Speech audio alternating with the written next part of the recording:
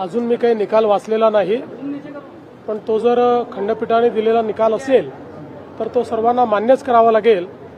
पण आता जवळपास गेले 25-30 वर्ष किंवा त्याहीपेक्षा जास्त मी स्थानिक स्वराज्य संस्थांच्या निवडणुका पाहतोय, पण असं पहिल्यांदा घडतंय की घोषित केलेल्या निवडणुका पुढे चाललेल्या आहेत, त्याचे निकाल पुढे चाललेले आहेत।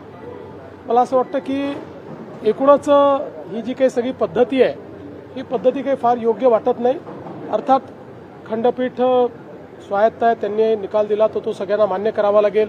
इलेक्शन कमिशनही स्वायत्त आहे, पण यातनं जे उमेदवार आहेत, जे मेहनत करतात, इतके दिवस प्रचार करतात, त्या सगळ्यांना एक प्रकारे त्याचा भ्रमनिरास होतो आणि सिस्टीमच्या फेलियरमुळे त्यांची काही चूक नसताना त्या ठिकाणी अशा पद्धतीनं या सगळ्या गोष्टी होणं काही योग्य नाही आहे।